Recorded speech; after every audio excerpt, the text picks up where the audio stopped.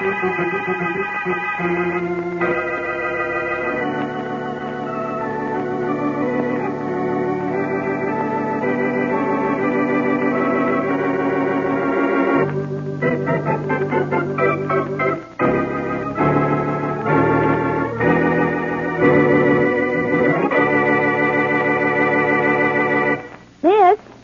Oh, miss.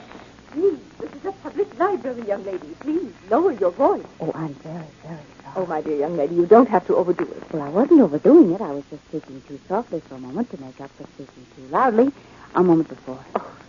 Is there something I can do for you, or have you just come into the library to be annoying? Oh, I'm sorry. I really am, and there is something you can do for me. I understand you have a valuable first edition, and I would like to see it if I may. You may see it. But whatever it is, you can't take it out. I can't. No, all the rare and valuable books must stay in the vault. I'll give you a pass. Name, please.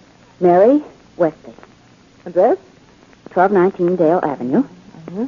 Here, here's your pass. Give it to the attendant when you get into the vault. Thank you. Now you tell me something. Where's the vault? Right there, that first door on the left. Oh, thank you. Thank you very Quick, much. somebody, quick. In the rare book vault, that the attendant in there is dying. What? What's the matter? I don't know. Where's the telephone? He just lost over. I'll call an ambulance and get a doctor. You and you two help him. Somebody do something.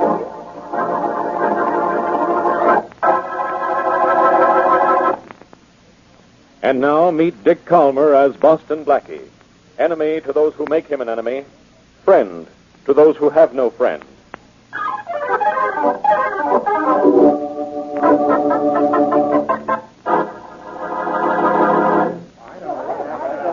Please, can't you people be quiet? This is a public library. People are trying to read in here. Not anymore, they're not. And when I want quiet, I'll get it. Quiet! Quiet, everybody! See what I mean? Yes, Inspector Faraday. And now if you lower your voice, everything If will I be... lower my voice. Yes, Faraday. It's easy. Just lower it to match your IQ. Quiet, Blackie. What's your name, lady?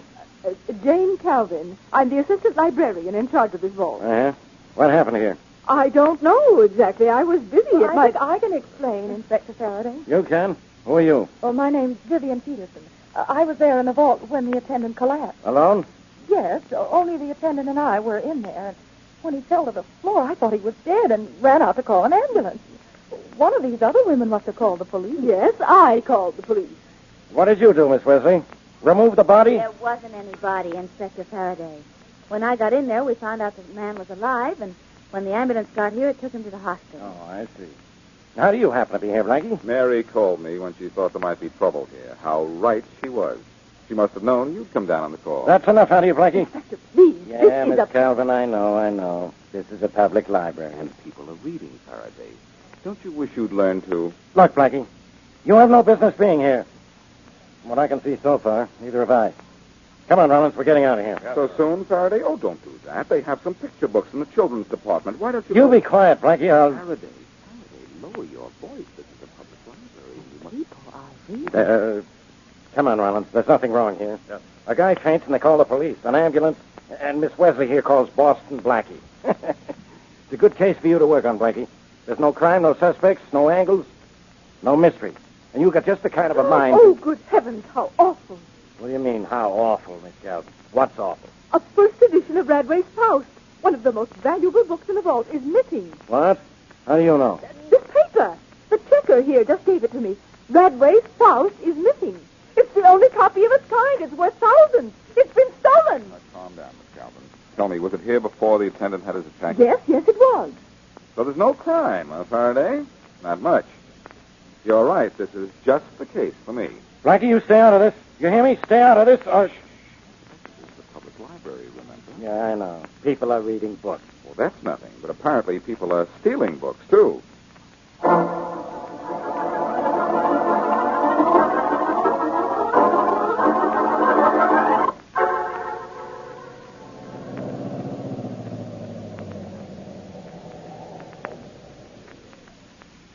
Hey, you over there. Is this the road to Johnstown? Yes, just keep driving straight about 4 miles. Hey, there's a car stop back there where you just stopped. Somebody following you? I wouldn't be surprised. Thank you. Better take it easy on that road, lady. It's got a pretty sharp lane. That's about 100 yards.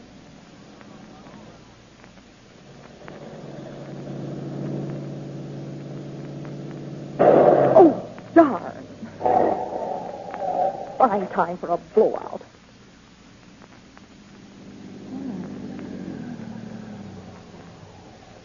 Well, look who's here. Hello, Miss Peterson. Were you going somewhere? Yes, I was, Miss Wesley, and if you are, don't let me stop you. I knew you were following me, of course. Did you? You should be glad I was. Come on, I'll give you a lift back to the city. You can't very well ride back on that flat tire. I wasn't going back to the city. Well, maybe you weren't, but you are now. I thought it was your boyfriend, Boston Blackie, who was the tough member of your team, Miss Wesley. I don't know why you followed me, and I don't care. Well, you will. Look, Miss Peterson. Inspector Faraday told me that Angus, the library attendant, was fed knockout drops. You were the only one in that library vault when he keeled over. Now, I think there's a connection, especially since you suddenly decided to leave town. Better mind your own business, Miss Wesley. Better get in that car of yours and keep going. Nope, unless you meant that would be better for you. I'll tell you something else I found out. That you worked for Harold Benson, the rare book dealer. What about it? Worked for a rare book dealer. Very rare book missing from a library. And you were in the library at the time. Doesn't that strike you as being peculiar? Miss Wesley, I don't think you realize I was searched before I left the library after the book was reported missing. By the way, were you... Nope. Mary Wesley, friend of the notorious Boston Blackie, just happens to be in a library where a very valuable book is suddenly found missing, isn't searched when she leaves. Doesn't that strike you as peculiar? Get in this car, Miss Peterson. Get in here before I... What? Knock me out the way you did the library Well, attendant? no, but that isn't such a bad idea. Maybe I will at that. Then again, maybe you won't. See what I mean? Oh, pretty. Pearl-handled and quite effective, I imagine. This gun? Very. Well, at least it proves that I was right. Miss Peterson, you don't dare shoot me, and when I tell the police what I know... What is it you know, Miss Wesley? I know the whole story. That you worked for Harold Benson, that he paid you to get hold of that copy of Radway's Faust, that you took care of the library attendant with knockout drops, that you got the book out somehow, and that you delivered it to Harold Benson. So you think I was trying to get out of town because Benson paid me to steal that book? Of course I do. Well, it's right. It has to be. Does it? Well, Miss Wesley, for your information, I just left police headquarters. They told me Harold Benson was murdered in his store an hour ago. Oh.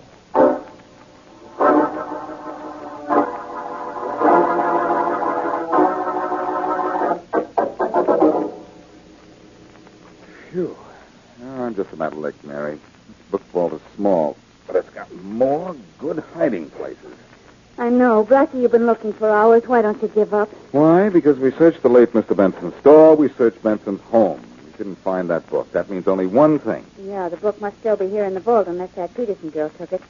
And Blackie, I still think that Vivian Peterson is guilty. I think not, Mary. She just got scared when Benson was killed and tried to get out of town. Well, this loose board in the wall here, this is our last hope. Hey, you pulled that board all the way out. You know that? What's behind it? The end of our last hope, Mary, a blank wall. And that's what we're up against, too, a blank wall. That book just isn't here. And you don't think Vivian Peterson has it? Where is it? I don't know. It's obviously been taken out of here. But by whom and how? And where is it now? I wish you wouldn't ask questions like that. Maybe it's the questions that annoy you, Mary, but it's the answers that bother me.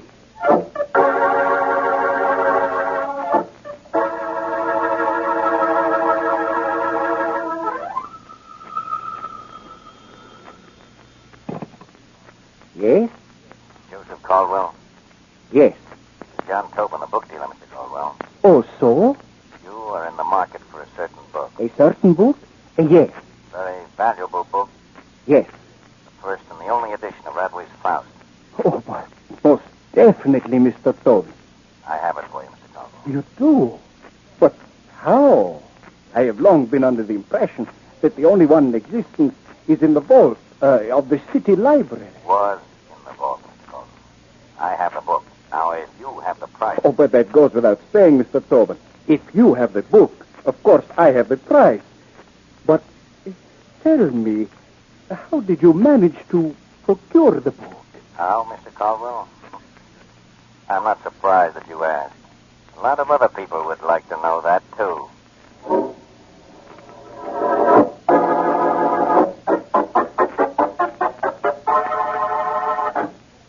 What's the matter with you, Blackie? I've got a murder case on my hands, and all you worry about is a stolen book. You're what's the matter with me, Faraday. I shouldn't waste my time trying to explain things to you. Don't you see? Whoever stole that book also murdered Harold Benson. What makes you think so? I think so because Benson was an honest man. He knew who stole the book and threatened to go to the police unless the book was returned. He was shot and killed for his trouble. And you ought to be shot and killed for the trouble you caused me. All right, so your theory is okay. Whoever stole the book killed Benson. Who stole the book? Now, you're with me. First of all, let's figure out who didn't. Well, Mary Wesley didn't. Oh, that's generous of you, Inspector. No, Mary didn't. Miss Calvin didn't. The library attendant? I think not. Miss Peterson didn't. No, she proved that, I think, when she decided to come back to town with Mary. Benson didn't. He wasn't near the library. Besides, he's dead. Excellent deduction, Faraday. So who did steal the book? Nobody. Who's left? Angus. The attendant in the vault. Why, you get dumber every day. How could Angus have stolen the book? He was carried out of the vault unconscious. Besides, he was in the hospital when Benson was shot. Faraday, your logic is perfect. And so is your record for not getting anything done. Sure, I know Angus is an impossible suspect, but the possible suspects are either dead or innocent. So? So, if you won't bother to go see Angus at the hospital, I will. Go ahead. What can he tell us that's important? I don't know. I only hope nobody got to him first and made sure Angus wouldn't be able to talk.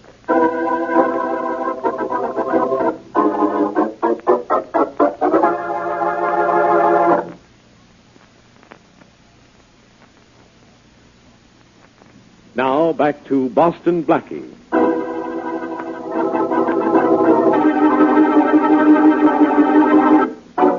The disappearance of a valuable book from the public library is noticed when the vault attendant is taken to a hospital. Vivian Peterson, employee of Harold Benson, rare book dealer, is in the book vault at the time the theft is discovered, but Benson is subsequently murdered, removing one of Blackie's suspects. The book is still missing, but unknown to Blackie and the police, it has fallen into the hands of a Mr. Tobin, who plans to sell it. Blackie and Mary Wesley have gone to the hospital to visit the ailing guard. How are you feeling, Mr. Angus? A little weak, thank you, but better. Good. I'm Boston Blackie, Angus, and this is Miss Wesley. How do you do, How Mr. do you Angus? do?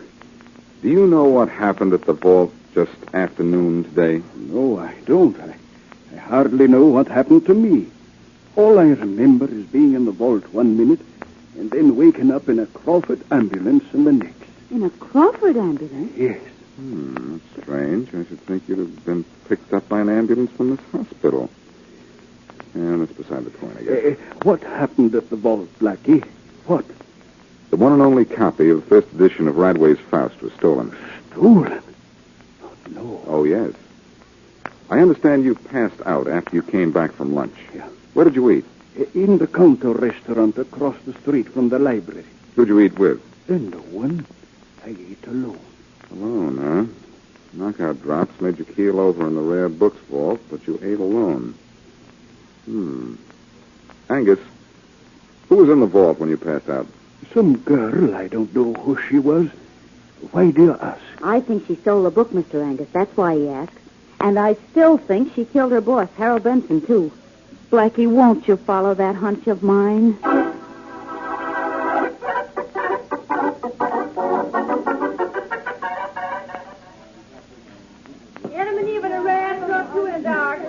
Miss? Yeah, mister, what do you have? Nothing on your menu. Just a little information. Well, just a minute. I gotta wait on some paying customers. Sure. Blackie, what are we doing in this restaurant? Just following your hunch, Mary. Oh, Angus says he ate here alone. Maybe he's not telling the truth. now that's just what I've kept saying. Vivian Peterson was in the vault when Angus passed out. She was there when the book was found missing, and the fact that she works for Harold Benson, a rare book dealer, is just too much to be coincidence. Right? Certainly doesn't sound wrong. Now, what's this information you want, mister? Make it quick. I'm busy. Do you know Angus, the attendant in the rare book vault of the library? Angus? Well, sure, I know him. Good. Did he eat here this noon? This noon? No, he ain't been here in a week. He's been meeting some dame across the street and going down to some other restaurant. He met this dame this noon? Yeah. How do you know? 'Cause I seen her walk down the library steps today, and she's a looker. You couldn't miss her. Is she tall, good-looking, long black hair? That ain't wrong, mister. How'd you know? Because from the description you just gave me, I know she's Vivian Peterson. Yeah?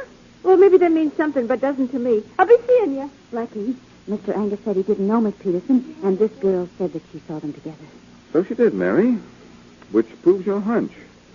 Angus is not only lying in a hospital bed, he's lying, period. Come on, Mary, let's get out of here. Where are we going now? I think we'll pay a little visit to Vivian Peterson. Uh-oh. Where do you drop me? Oh, my gosh, Blackie, it's raining. I don't know why you say that. It's practically a cloudburst. Well, the restaurant is waterproof. Let's go back inside. We're going to get a cab, I hope. And go see Miss Peterson? For business reasons, Mary. Vivian Peterson called a Crawford ambulance for Henry Angus.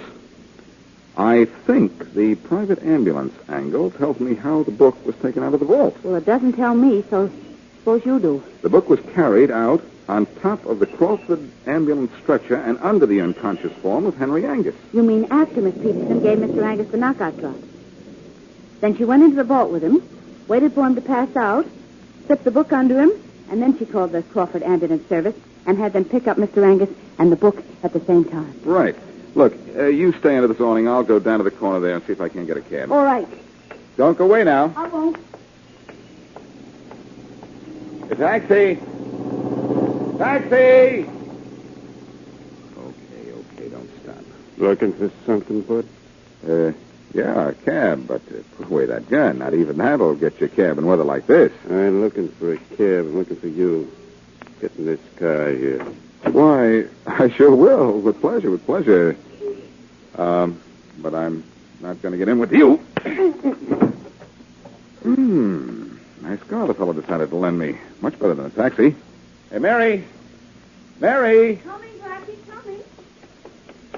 Did you get a cab? Private car, Mary. Hop in. Blackie, where did you get this car? See that fellow lying back there on the sidewalk? Oh, my gosh, what happened to him? No, nothing. Hop in.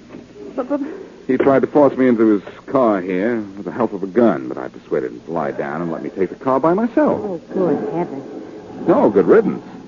I don't think he was inviting me to take a joyride with him. No, not with a gun in his hand. Well, are we still going to see Vivian Peterson? Yes. We know how good she looks. Let's find out how well she talks.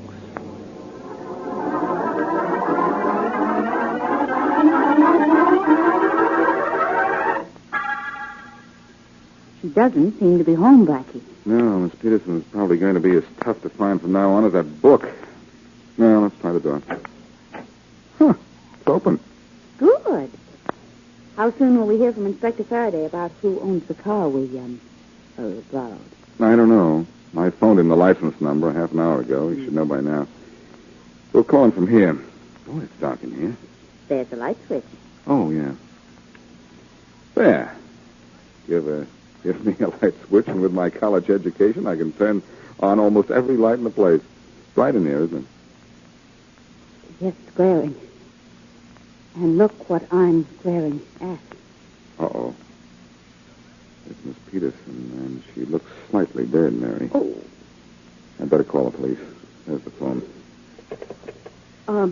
Blackie, I suppose you realize that I wasn't exactly right about Miss Peterson being guilty.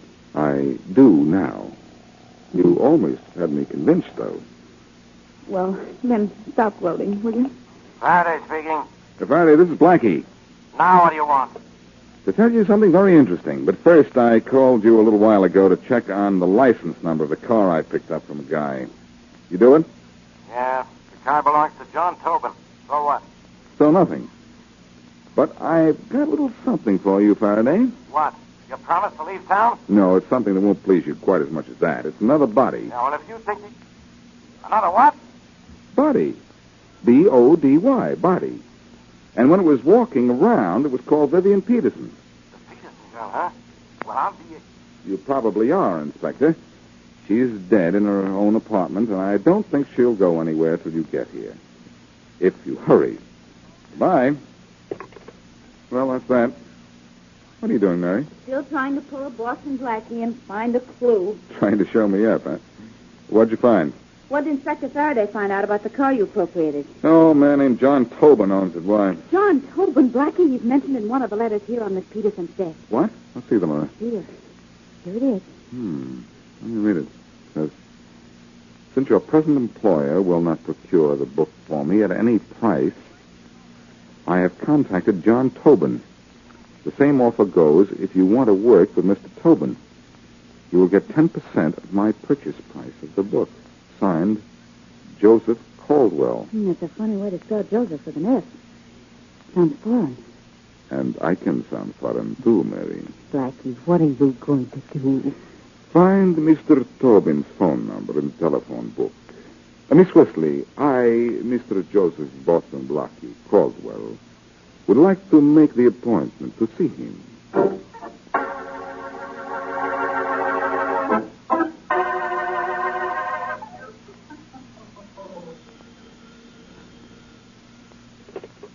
Hello? Hello. Mr. John Tobin? Yes. Joseph Caldwell speaking. Joseph Caldwell? Yes? I understand you have that book that I wanted.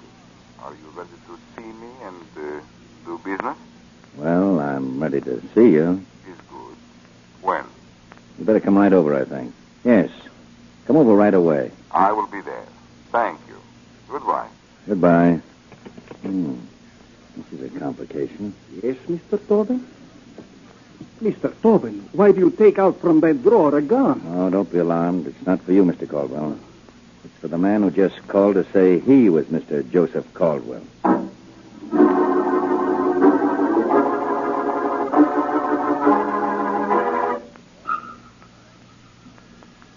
Yes, come in. Mr. Tobin? Yes. I'm Mr. Caldwell. I was on the telephone with you. Oh, yes, come in, Mr. Caldwell. Thank you. We can get right down to business, Mr. Caldwell. Yes, I think so. We can... who is this man? You don't know Mr. Caldwell? He's Mr. Caldwell. Uh-oh. He was here when you phoned. Now, don't move, whoever you are. This gun might not care who you are. I'm Boston Blackie, and don't worry, I won't move. I advise you not to, Blackie. I won't be as easy to handle as the man I sent to pick you up in my car. Oh, so you sent that man to pick me up, did you? Did you think I was getting too close to tracing that book to you? That's right. Complimentary gesture, I'd say.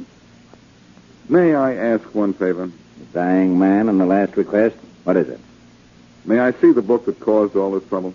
That can do no harm now. It's in this drawer here. Yeah, you may look at it, but please be careful that I see what you're doing. Oh, I'll be so careful it'll hurt. So this is the Radway Fast. Rather heavy, isn't it? That isn't important. It is old and it is rare. That is important. Mr. Caldwell here is prepared to pay plenty for it. I must have the book. I must have it. Well, you'll get it according to Mr. Tobin's plans, but not according to mine. I think he'll get it right in his big fat face. Poor boy. Doesn't think straight, doesn't shoot straight. Oh. Now, don't you get gay, Caldwell. Just sit where you are. Well, a little learning can be a dangerous thing, they say. So can a big book. I threw that pretty accurately, don't you think? Well, I do not know. I do not know what this is about. No. It's about a book that was stolen. It's about an attendant who was knocked out. It's about a book dealer and his girl assistant who were murdered. And it's about the most complicated case I've ever worked on.